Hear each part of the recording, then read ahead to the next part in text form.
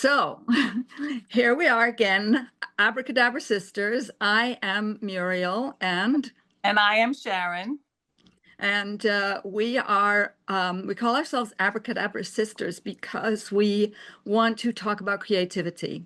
And the word abracadabra actually means I create as I speak. So we're not just talking about creativity, we are talking about how we use our language to make our reality and how careful we need to be and how careless we might be sometimes. So today we have a great guest, and Sharon's going to introduce her. Yes, today we're talking with one of the world's best Latin guitarists, singer-songwriter Eljuri, whose new album, Así es el Mundo, rose to #1 on the Latin album on the NACC North American College Community Charts. Welcome, Cecilia. Oh, I am so excited to be here, and I love that you explained what the name means and all that, because there's so much that happens in between interpretation and with a word. Just one word tells the whole story. It's fantastic. It's fantastic. I'm thrilled to be here Thank you. with my Great. sisters, con mi hermanas. Yeah, yeah. Yes. We love you. We love you. We just anytime we are in your presence when you're performing, it's just so uplifting and so delightful and Thank you hip so much. and cool. And I tell all my friends, well, she's the female Santana. That's who she is. She's so good and so talented. So I do that's like to play guitar. I do like guitar.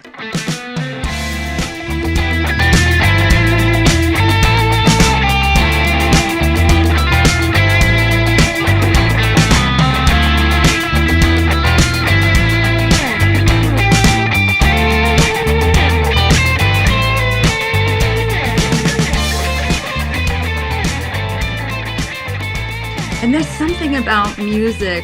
When we were listening to, we were actually listening to Santana in the car on Mhm. Monday on the way to the train. Dropped my husband off at the train, and I was thinking, what is it about that riff that just gets right in your heart, and it just sort of like tweaks you around and makes you feel like, oh, whatever. I don't know what it is exactly, but there's something magical about music. So it kind of goes that step beyond speaking to create your reality to actually manipulating the frequency of our feelings. There's something mystical about that. It's like yes, It kind of mystical is a good word. it's like it bypasses language and just touches your soul directly. It's exactly what as an artist, exactly what I want to do. I want to touch people so they feel emotion, whether it's like you want to dance, you want to cry, you want to scream, you want like something that makes you feel like innately, like a direct line, like you said, like it's not a it's very intense to try to communicate a message lyrically or a single note or whatever, but when you could put that all together and like just touch people, because somebody like a Carlos, he took like incredible rhythms that are kind of tribal and combined them with this beautiful melodic guitar, so that that combination swirls around and is familiar but fresh. So that's kind of what what I like to do with my music, is try to just touch people, just to take them away from where they are that moment and just feel emotion. Like give yourself Yeah. a grace to just To emote, feel feel, something. to Yeah. feel alive, like to feel Yeah. alive, because time and experiences are so precious. Do you feel when you're creating the music, do you go on that emotional roller Oh, coaster as well?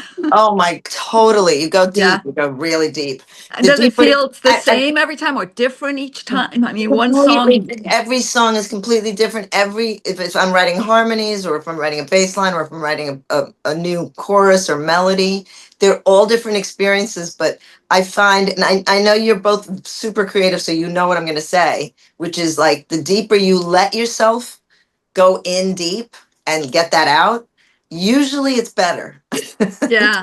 Yeah. Do you sometimes find yourself going, oh, do I really want to invest in going that deep?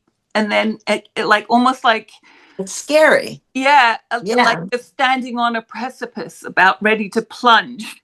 exactly, But then once exactly. you plunge, you're like, I should have done this all the time. I should have done this, earlier. Why did I wait so Exactly. long? That weird hesitancy that we all question is like, Yeah.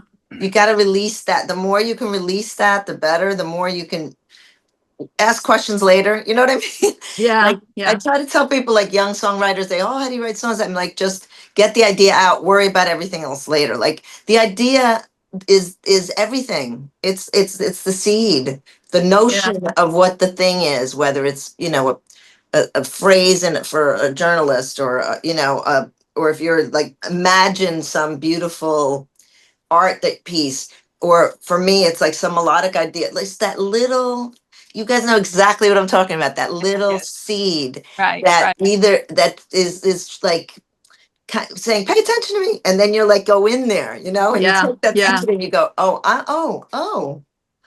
and you And partner it, and sometimes you start going with it and it turns into something way more than you initially thought it was going to be. Yeah. Like Yeah. things usually, unfold as you're working with it and you're like, wow, oh yeah, oh okay. yeah. Yeah.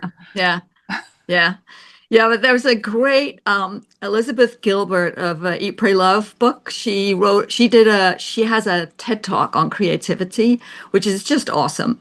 And she talks about one great rock artist, and I'm sorry, I can't remember who it is, but he's driving one morning, and that little idea comes in, and he's driving, and he says, "Hey, stop it.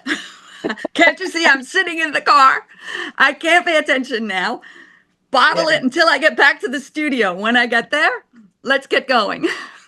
That's a great story. It's very familiar, and exactly what that is. Those little notions are so precious, because from there you're giving birth, like you said, Sharon, and like you're saying, like, you get the notion, you got to catch it and go with it. Like, I Yeah, guess like a surfer feels like when they see a great wave, like, you got to go for it, because yeah, then it's gone. That little yeah, notion.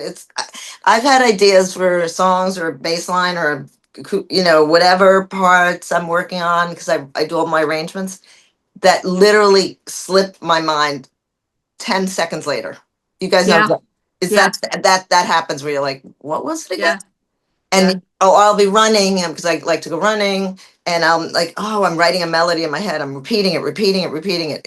If I don't pull over yeah, and yeah. put it in voice memo, or Oh, that's good. If you got the phone with you, because I was going to say you have to carry a yeah. pad or something. Yeah, Yeah, no, I totally had the phone for the voice memos. That was a new thing. That wasn't the case when I great. was younger. It was like, it was notepads, yeah. Yeah, yeah, But that doesn't get the melody. You're just kind of maybe jotting yeah, down like sort of notes that you're thinking, but the yeah. voice memo is really good for musicians. Really good. Yeah. For songwriters. Yes. Yeah.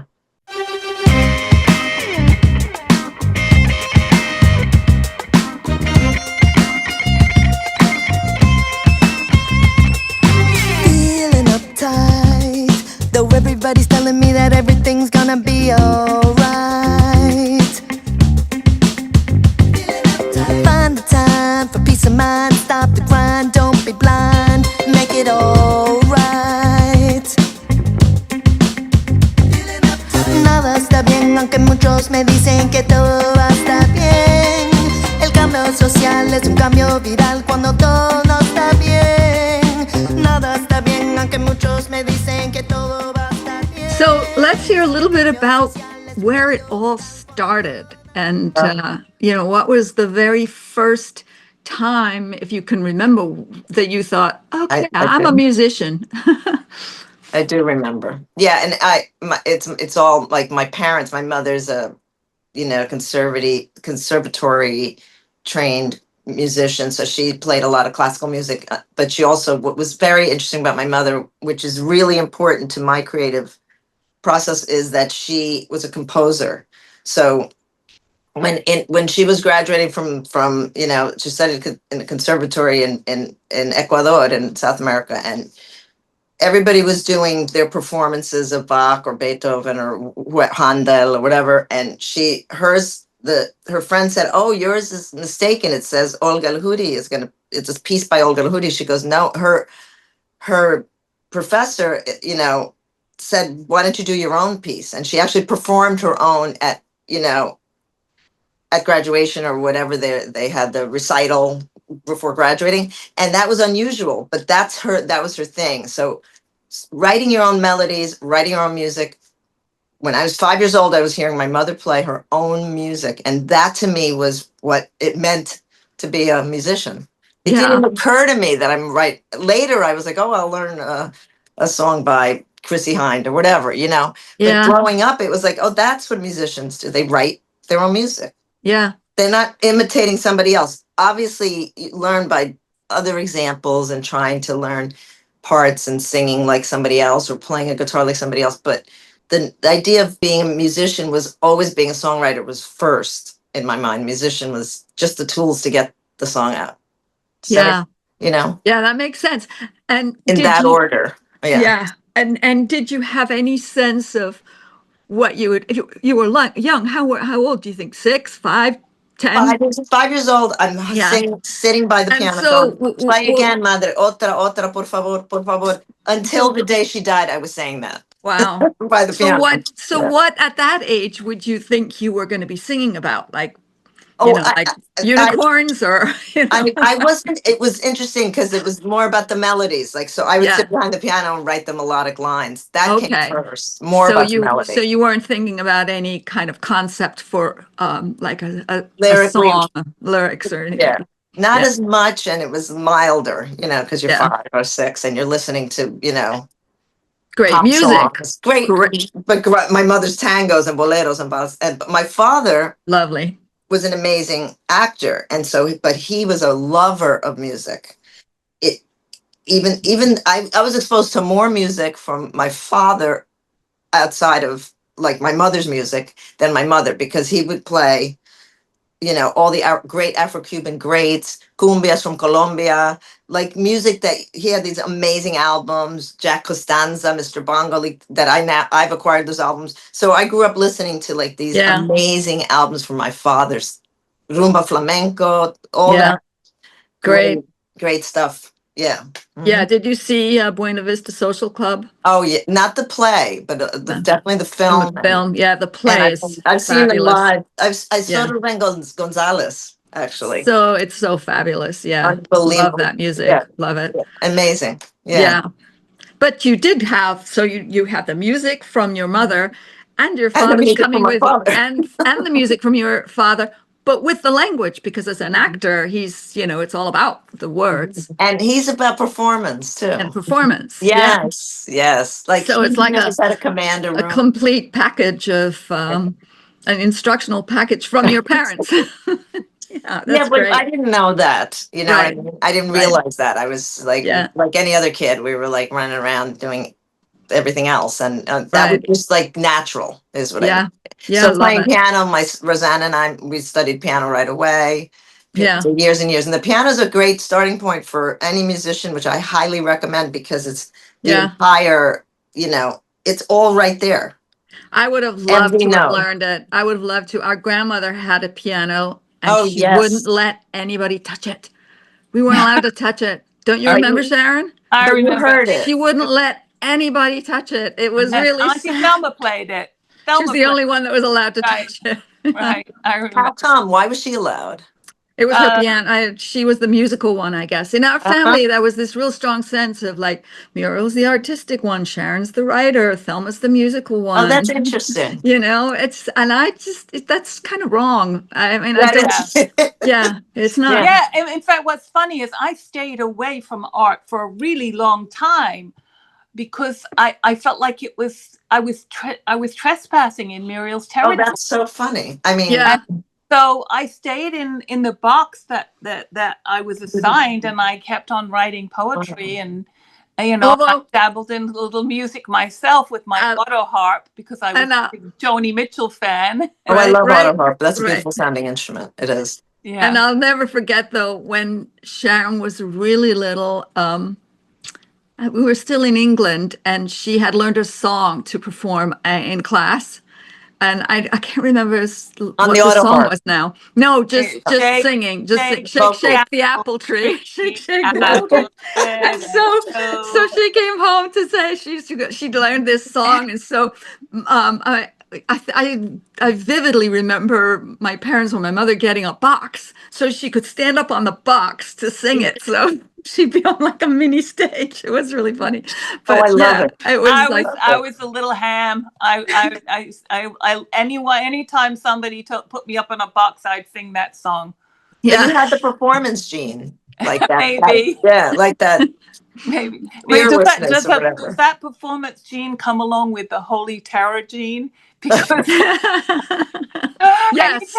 anytime I Yes. ever had to go out, because Muriel and I grew up in musical theater as well. Yeah. Community theater, and I had And you have, and your other siblings, what There's three of us girls, and the other sister was musical, was creative, was Mandy is the most practical person in the world. so the There's creativity nothing, wasn't there's in there. nothing like artsy Yeah. fartsy about her. She does a beautiful job with her husband. She's taken to knitting since she's become a grandmother. Yeah. She makes Yeah. the most amazing little toys. Oh, that's She interesting. makes Yes. beautiful toys. Yeah, So- beautiful. So she's getting that gene, that Yeah. like that creative energy Yeah. out. She Yeah. probably was assigned the box. She was probably assigned the practical box. Just Oh, like that's I was really assigned the funny. writing box, and Muriel was assigned the artist box. Could be. Could be. Yeah. When I was young, I was way into art. Way. Yeah. In fact, probably more than music, believe it or not. I used to draw Yeah. all the time, like really young, like Yeah. between 5 and 12, 11 or something. It was all Doodling. about drawing and this Yeah. and Yeah. sketching. And I loved going to the art stores. Yeah. That's the best. And I used to get Yeah. like these ink pens and get the tips so that I could draw differently and do cartoon. It was just like, Yeah. it's a creative outlet world that is beautiful. That, Yeah. it's just a nice space to live in, Yeah. I never really got into art until I went to fashion design school, and Oh. I had to learn how to render my designs. So it became necessary Wow. for me to learn how to draw. I mean, I took art classes in high school, of course. Yeah. But then you said, I'm going to study fashion and then I'll figure out how to get there. Like, I already knew how to sew. You can't. I see. You don't get through our family without learning knit, sew, crochet. Well, so it's again Embroider. another creative. Those are other creative outlets. That's the Yeah. thing. It's like you're allowed to express. It's self-expression was encouraged in your We family. were a DIY family. That was part of Yeah. it too. If Yes. there was wallpaper needed to go up on the wall, we put it up ourselves. If we need to tile a room, we tiled it ourselves. It was really good. about doing it yourself. Until one day I thought my parents gave me the Pontiac that they'd had. They got a new car, so I got this huge Pontiac, but the radiator was leaking. So I thought, if anybody can do it, I can do it. I'm going to take the radiator out and fix it. No, no, no, it's too hard. It was too heavy. It was too trapped in there. So yeah, Then you went, Muriel, you went really deep into the art world. Yeah. And your work is phenomenal. Thank you. It's hugely expressive, but also it like touches you. Like again, it makes me feel a lot when I see your work. And that was just like you said, it was like, okay, I was named after the saint of music, Saint Cecilia. Yeah. So that's a little preconceived. Okay. Power of words, power of names, right? I mean, okay, thanks, parents. Yeah, I don't know. Madre gracias. But you were like, you just stayed on this path of creative, the art world. You were it was kind of just defined, like we were saying, everybody's like, oh, she's in the art box. And you stayed there. You stayed in there. Well, I just remember when I was little, we were all little, right? At one point. But when I was little, last week. I just do remember being, being 7 or 6 or something like that, and feeling at 10 o'clock at night, I have to get up and paint. I just feel like I have to paint.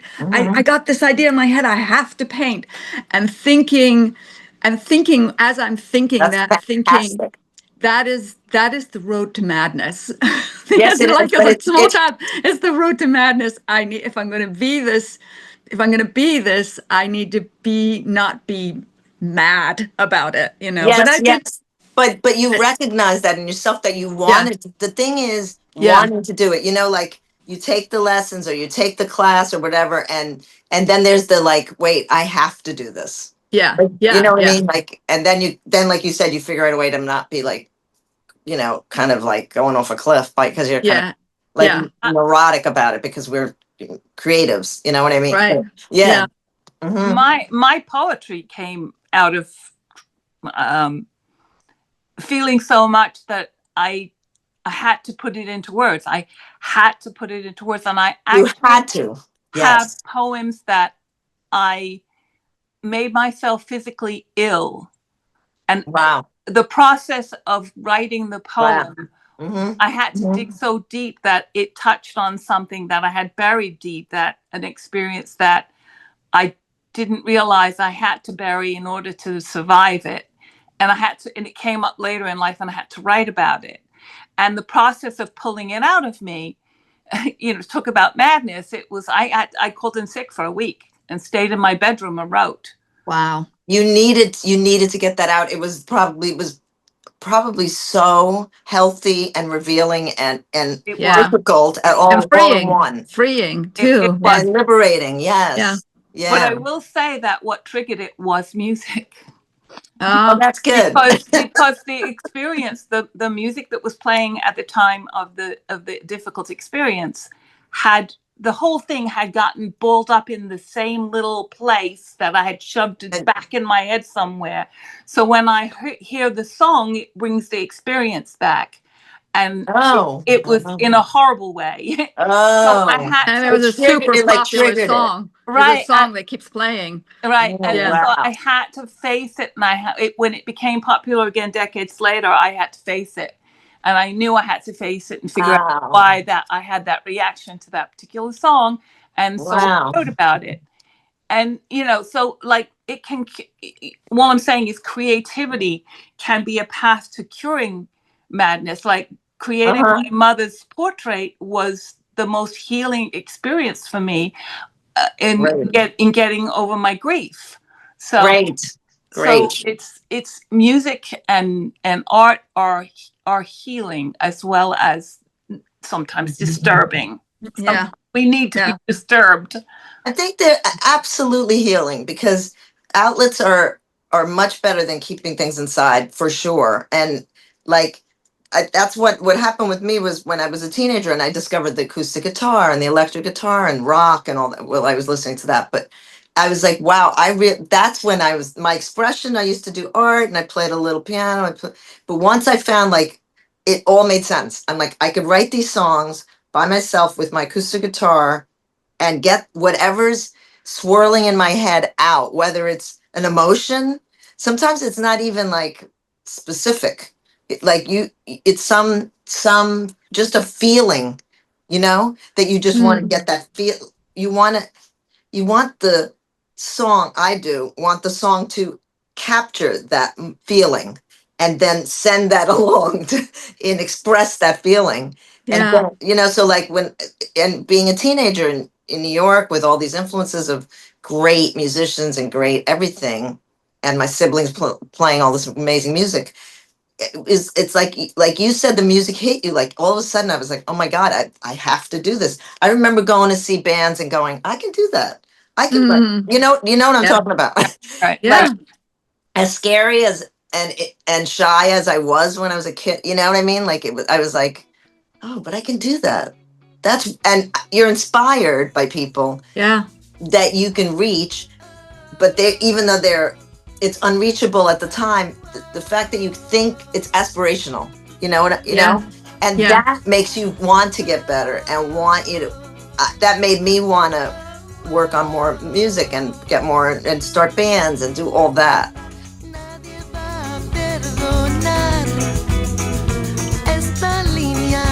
se debe cruzar. El tiempo te va a enseñar. Sin alma vas a pagar. El alma no se vende. El alma no se vende. El karma te alcanzará.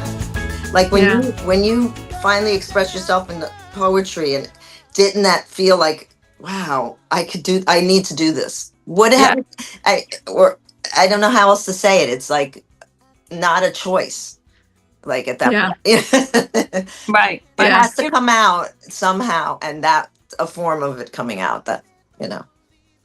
Yeah. I want to circle back to something that you were talking about growing up in New York City, Yeah. as a young adult, a teenager. I've heard some stories about scalpers and Okay. tickets, and I Yes. like. Can you tell us a little bit more about that? Yeah, and we had what's great was there was like I was obsessed with music and wanting to hear live bands and everything else, but so were a lot of my friends. So were my sister in particular, who is a friend. My sister Rosanna is not just a sister; she's a friend. I didn't mean just because sisters are Yeah, important, we know what you're talking about. but we're really close. Like Yeah. so, there was a whole bunch of us. We grew up in Murray Hill in the East 30s, crosstown from Madison Square Garden, and there was this guy in the park. We were teenagers, and he said, I don't know how we met him. I can't remember, but if you work with me and you go buy tickets at the Garden when I ask you to go, I'll give you the money. I'll pay you back in tickets for the concert. So, like, let's say I don't know, Queen or Eric Clapton is playing at the Garden. This scalper guy from the park that we sang out with in would cue us and say, tomorrow morning the tickets go on sale at 7 a.m. because he knew the people at the Garden that would tip him off. This is when tickets were not on. You couldn't buy them online. You had to No go to the box Ticketmaster. office. Yeah, but we would lie to our parents, and a whole clique of us, Jean, Roe, me, a whole bunch of us.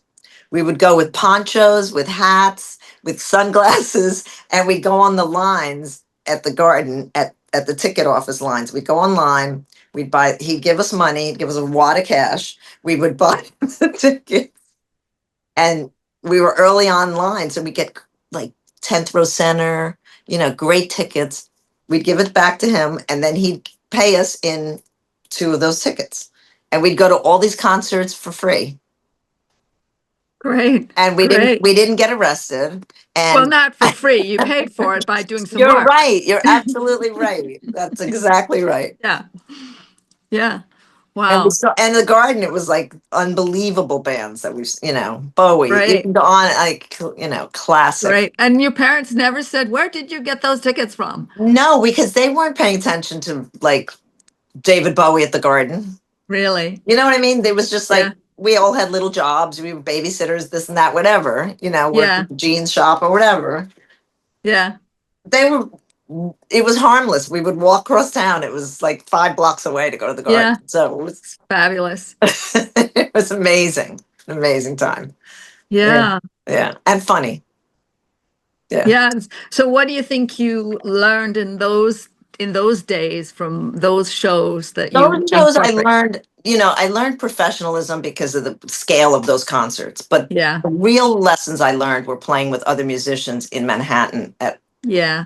that were the best reggae guys, the best, horn section from blah blah. So you learn by playing with other people, and I had so many bands, and I was in the famous music building on 38th and 8th for many years, and we had our studio there, and so we learned from each other. And you're playing a show, and then you're watching the band before you.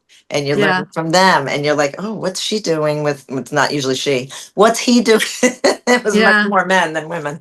What's he doing with that guitar amp? What's that style he's using with the vocal mic or whatever? Yeah. And that's how it was like the best school ever. Right. And Right. like my parents were like, why would you go to study music? you're doing music, you're living music. You don't need to go to school for it. My parents were very much about education of what you're good at, and I happen Yeah. to be kind of an egghead. So math was I studied theoretical mathematics, but I always had bands. So like it was Yeah. like playing music live with a bunch of theory that I learned with piano Yeah. was my school, how I got to where I am today. Like, Yeah. I think the most important thing that we all have to learn from school is how to learn. But if you yes, figured out how to yes, learn without school or before school, how to apply yourself to your own I education, then completely it's agree. true. You don't really need school. Well, you want to encourage people. I believe in exactly what you said. I believe that people should study, if they can, what they love, Yeah. because then they'll learn how to learn Yeah. if they're into Yeah. it. And Yeah. then from there, that yeah, that knowledge, that kind of superpower that you develop Yeah. works, applies to anything that you could then self-teach yourself, like, whatever, because now you know Yeah. how to process, and you Yeah. absolutely can learn from each other people, and I absolutely Right. did, Right. Right. whether Yeah. it's, The So Phil, masters. I have a question for you. sure. So if there's anybody out there watching this who secretly wants to start at any age creating Mhm. their music, do you have any advice for how to step up that precipice? Absolutely. Like, pick an instrument that you think whether it's your voice, whether it's your, drums, whether it's guitar, pick an instrument that you're really, really fascinated by or really gravitate towards. Because you have to like and then you really do have to practice. You have to practice. And the discipline around the arts is, I didn't mean that not going to school to study music was like a bypass of the discipline about practicing your crafts. You still have to practice. That's the key, putting the time in to the instrument, and give yourself the grace of every day you'll get better, or a little at a time. But the most important thing after that initial stages of committing some time into an instrument that you pick is playing with other people. Mm-mm. I think a lot of people become bedroom guitarists or bedroom, and that's fine if that's all you want. But if you want to grow and get better or just have more fun, Yeah. it's really helpful to be around other creatives, and you'll push each other, help each other, even if it's once a week or once a month or a jam here, or, music. Yeah. I think because but you can sit on the piano and play all day long, all by yourself too. I didn't mean like that's not an option. If that takes you away, and that's fine. But if you want to get out there and perform and do that, then you really need to play with other people and learn to You play with other people. you Yeah. see a lot Yeah. of people, a lot of like people that get together and play music, um, on on the internet, like somebody's in India playing, and then they're like collaborating on a song from That's from a distance. fantastic. Yeah. It's a new world. Amazing. Talk Yeah. about playing with someone. Yeah, Yeah. and connecting and expanding Yeah. like, Yeah. that's really great. I think that's one of the good technology. I think is a great tool. I'm not Yeah. anti technology at all. Yeah. There's Yeah. there's a band on TikTok. I've forgotten their name. Oh I'm yeah, sorry. They're young kids. They're about 12 years old, and they do covers of like Fleetwood Mac. I mean, and they do really, really I good love it. It's great. covers.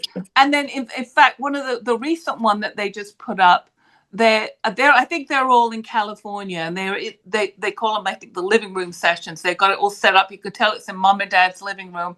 I But love they it. had a kid in the UK playing the guitar solo for them. I love it. I love Yeah. it. And Yes. it's all over.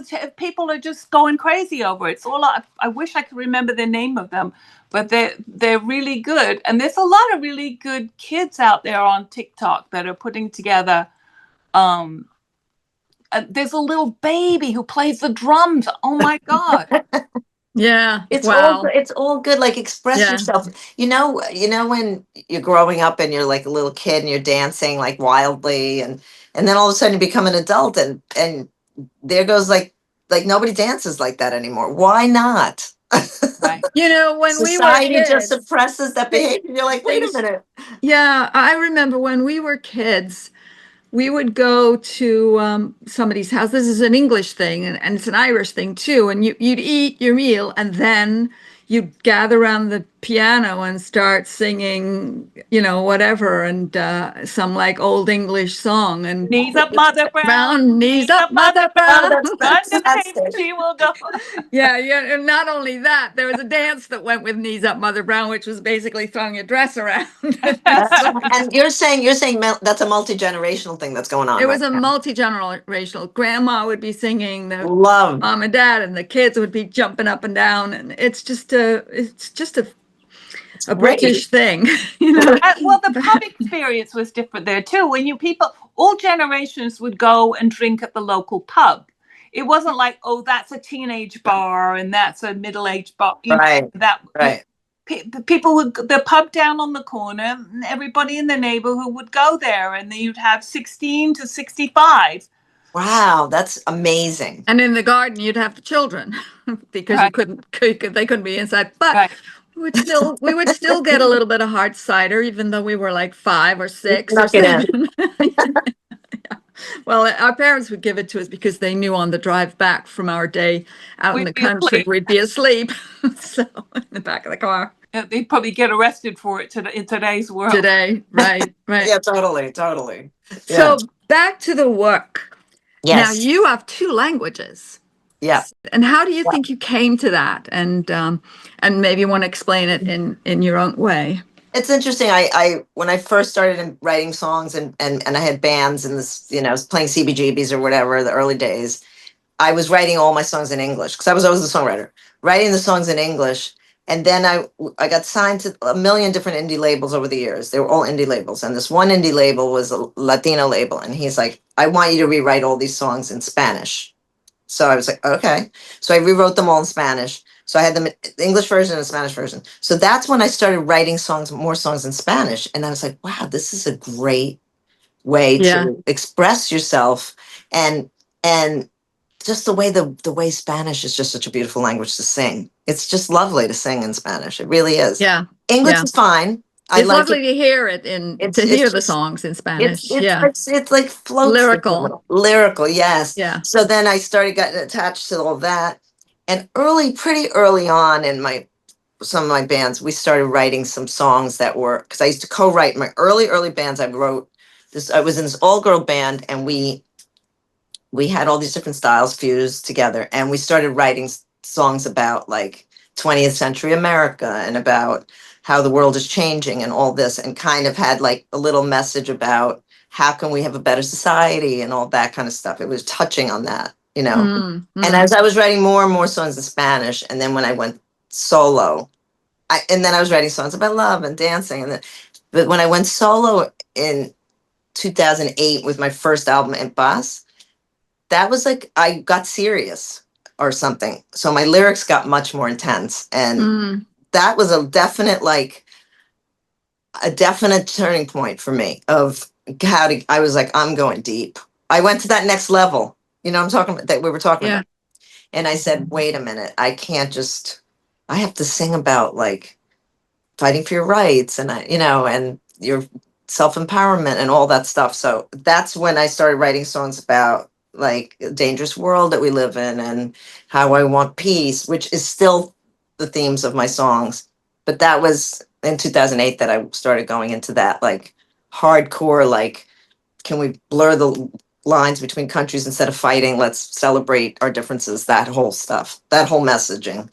And what's interesting, when I started writing in Spanish, I would show the songs to my mother. My mother had a song called Como en un sueño that I put on my first solo album. I was like, I want to sing her song.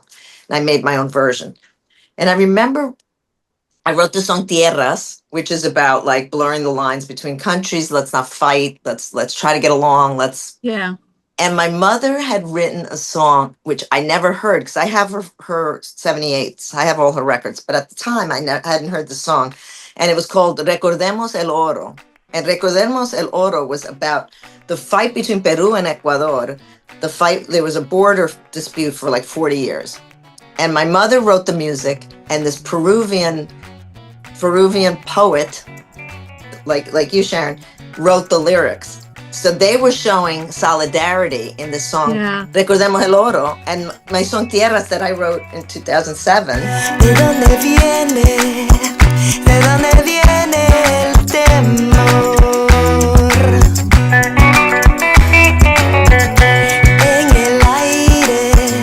En el aire amado. Libre de odios, libre de celos, libre de esperanzas y de recelos. Libre de odios, libre de celos, libre de esperanzas y de recelos. Tierras pobres. And she's like, "Oh, that's very good, matter of fact. Oh, those are great. That's a lovely song." I'm like, and that's like my song Recordemos el Oro. I was blown. It was like, how did that happen? Yeah. That's crazy. Well, I Crazy. think when we open the paths of the mystical paths of language, the universe like pours in. Oh, that's great. It pours does. more stuff does. in, It it's does. like it's like you say, oh, look, there's like this little tiny ribbon of language here. Let me pull on that, and then whoosh, this whole thing comes out, Which is true about like just the global mindset, thinking globally. Like you're like, oh my God, it's such a rich world out there, like that we're Yeah. connected. And you're telling me about what it was like to grow up in England. Like, it's like I grew up in New York with speaking Spanish at home. Like that, just what we're sharing is so like expansive of the limited view that you might have on a given day, which is the arts do that. They blow, like you're saying, they give you a window into another Yes. culture, and Yes. that's Window. what can actually be seen. Perhaps that's why totalitarian regimes see the arts as so dangerous, because Right. Or why they want to control it connects us. It joins us together, and it Exactly. unites us. And then they can't divide us. Then And what you said earlier, you said healing. Healing is it heals us, as instead of making us, angry, it could like support positivity. Like it's so, and like the window to different cultures is absolutely the case. Like when I tour and I play in Canada, and there's 3 people out of 1,000 that speak Spanish, it doesn't matter. You know what I mean? Like it really doesn't matter. Or somebody speaking French because you're in Canada or whatever, or I'm, I played in the Netherlands. Yeah, and then I play in Mexico and everybody knows my lyrics or whatever, or it's half and half in New York or California. But it's still like the universality of music it really is an international language, So and art, and and now with translators, words, I'm seeing like articles I'm reading. I'm translating articles that I read that were in, from Finland, that I was like, I can't read this Czech or the Czech Republic or Czech Republic or whatever. You can actually read them. Yes. And it's amazing. It is amazing because just the way things are described, you're like, could be mind blowing. Like, wow, that's a great way to see that. Whatever it is, you know what I mean? Right. No, I always wondered. I'm studying French. I've been studying French my entire life, and I'm still studying French. I will continue to study French until I die, even though we're getting the universal translators, like the ear pod that you can get now to put in your ear that translates. It's really cool. But I always think, how does language? I mean, 2 languages very well. So, do you feel there's a slightly different consciousness in Spanish than there is in English. I mean, for me, let me just say quickly, for my opinion, my sort of sensibility of it, we're like British, buttoned up, very, kind of rigid and stiff, and it's got to be this way because it should be this way. In Spanish, it's like, it's fine. Let's do it this way, that way. Yeah. It's like, let's have some fun. Let's just laugh and dance. Yes, So that's kind of like a very like lame sort of rigid way to look at two different languages. But but what's your sense? the cultures go with those. Right. Yeah, yeah, yeah, Like what we yeah. were saying earlier, like to sing in Spanish because it's so like grace. It's just Lyrical, yeah. lyrical, and when I'm singing in English or singing in Spanish, I do go to a different place. Yeah, okay. I do. That was my question. Yeah, Yes. Can you yeah. And then describe that place? Can you describe? and then sometimes like it hops for sure, and then that's Yeah, when I have songs that have English and and Spanish in them, yeah, yeah, and but it's also what the song calls for. yeah, yeah, yeah, And I've been like most of my solo albums have been in Spanish. It's just kept that, like you said, that flood came out and then it kept coming out. But yeah, I speak so English every day, and I'm a Latin from Manhattan. I grew up in New York. Like yeah, so that is yeah, going to come out, and it's what the song calls for. It's kind of like what you would say about picking color, or I don't know. I can't think of an analogy with art. Well, maybe like yeah, a medium, like you start working on a Exactly. start working in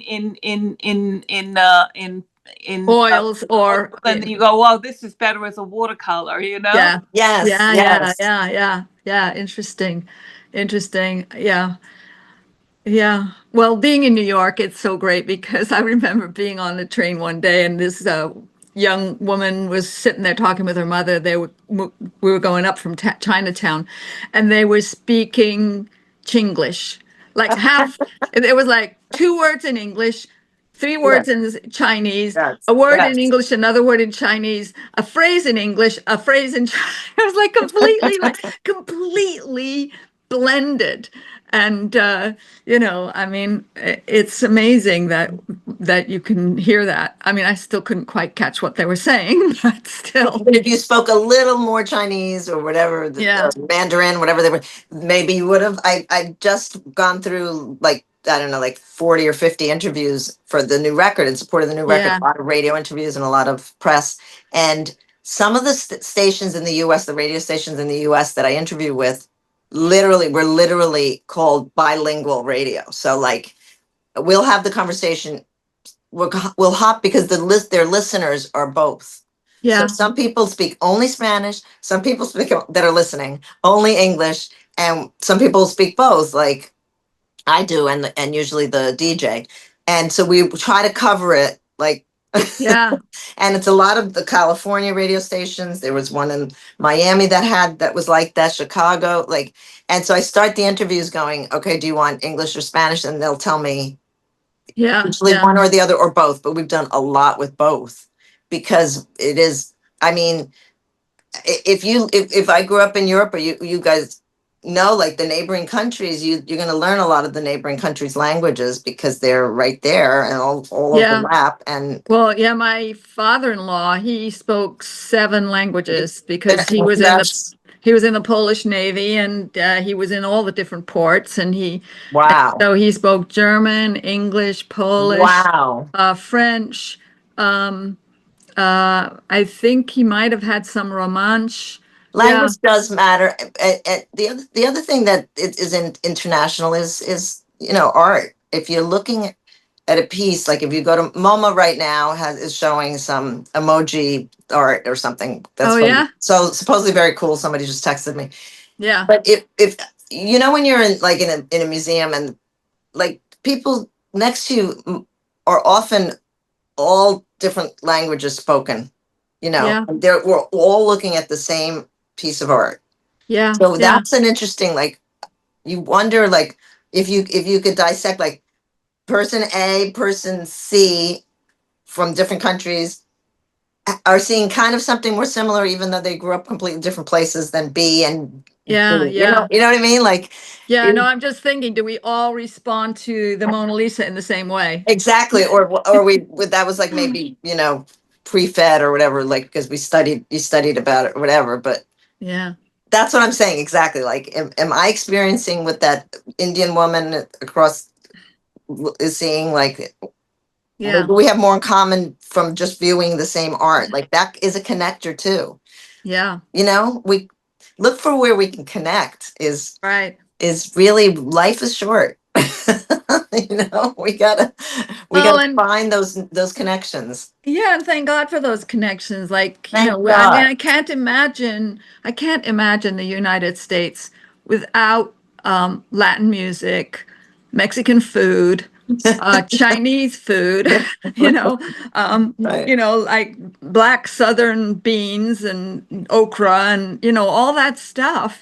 That's what makes our lives rich. Can you imagine if we Totally. all had to like use the White bread same with mayonnaise. white bread with that?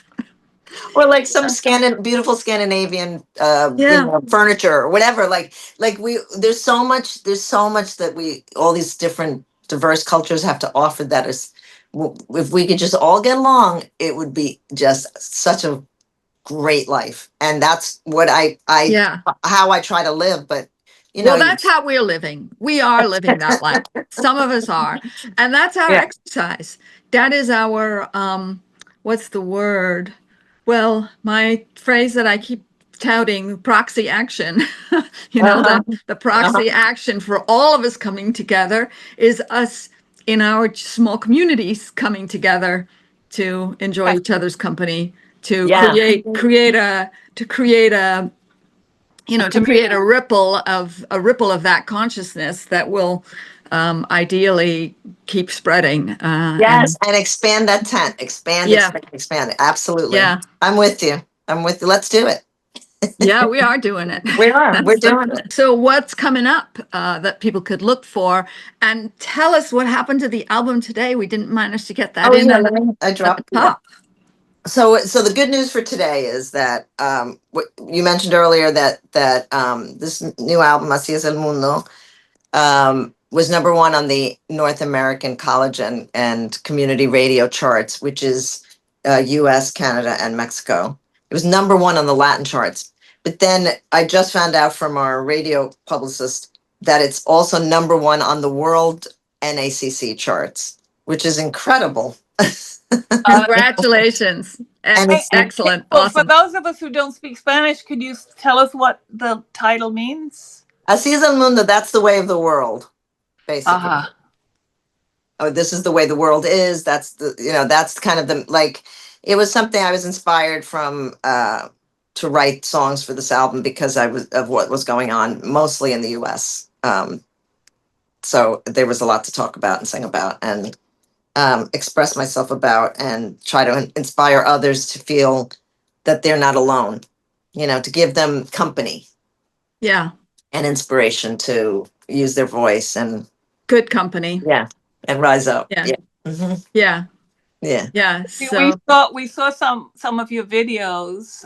We recently interviewed Alex, and Brilliant manager, brilliant she's artist. great. She's She's brilliant. great. Brilliant. Yes. Alex was so instrumental in the music videos, in everything, actually, everything, and all this beautiful art, like Yeah. the She's front of great this with the video art.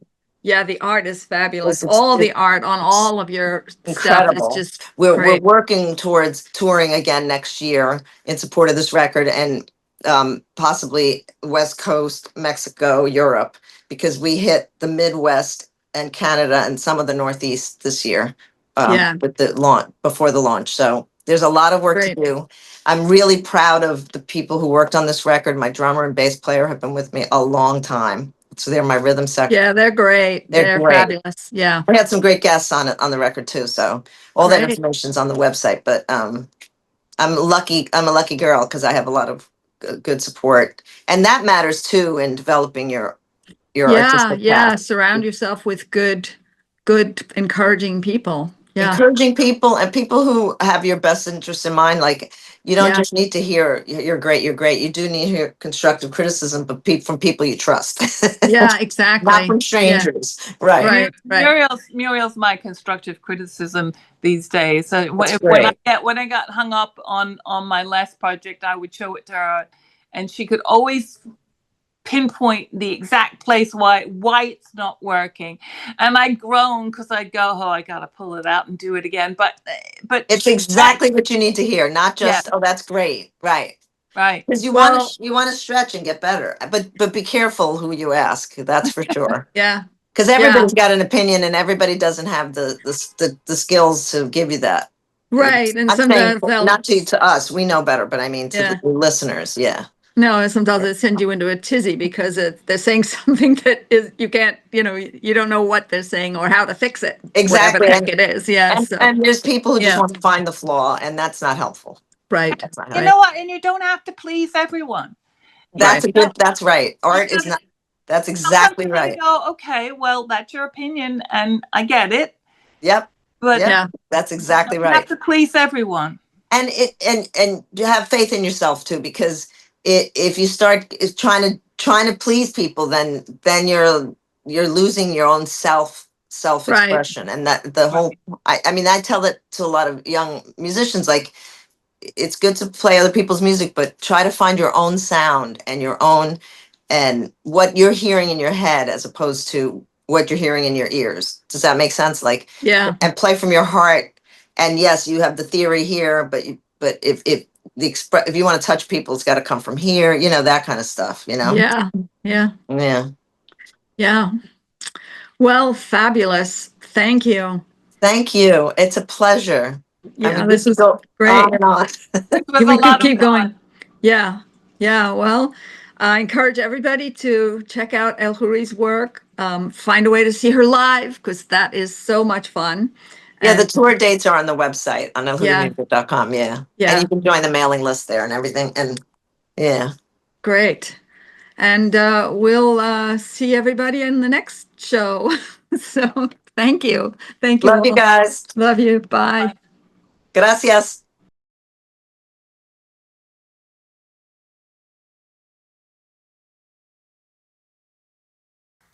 This next song is a very personal song because it's really dedicated to all the immigrants, all the refugees, all the asylum seekers.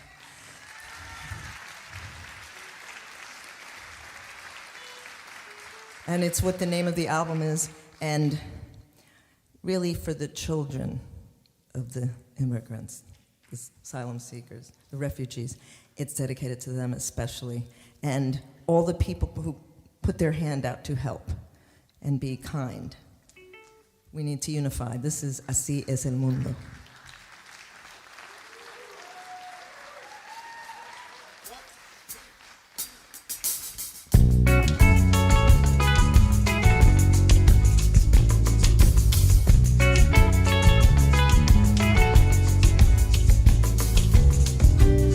Las calles calladas ya no son las mismas.